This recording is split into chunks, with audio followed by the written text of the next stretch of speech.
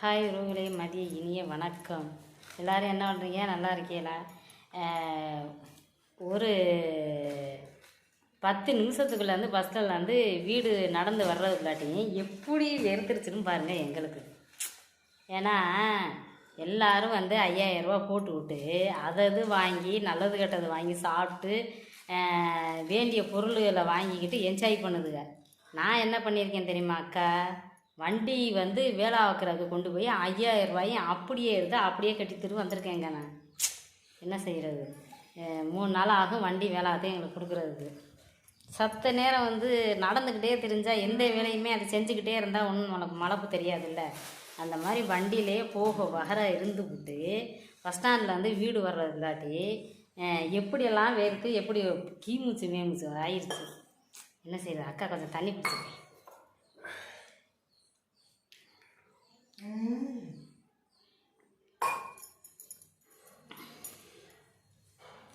அதாவது நம்ம மேலே பொறாமையாக இருக்கிறதுல இவங்களுக்கு எதுக்கு லைக் பண்ணணும் அப்படின்ட்டு போவாங்க.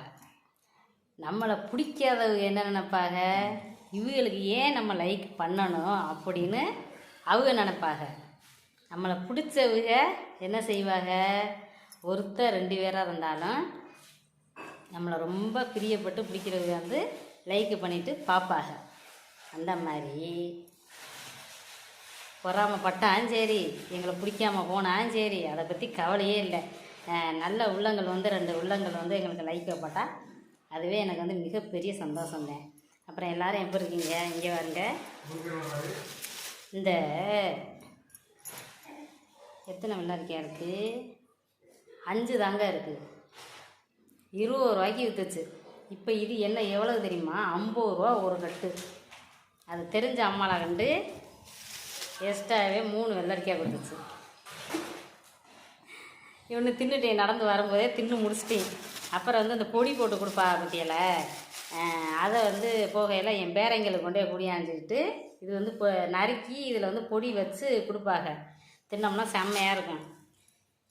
அப்போ முடியலைங்க. வண்டி இருந்தால் தான் எதுவுமே நம்மளுக்கு வந்து சரியாக வரும்போது இருக்குது. அதே இருக்கையில் வந்து எதுவுமே அதோட அருமை வந்து நம்மளுக்கு வந்து தெரியாதுங்க.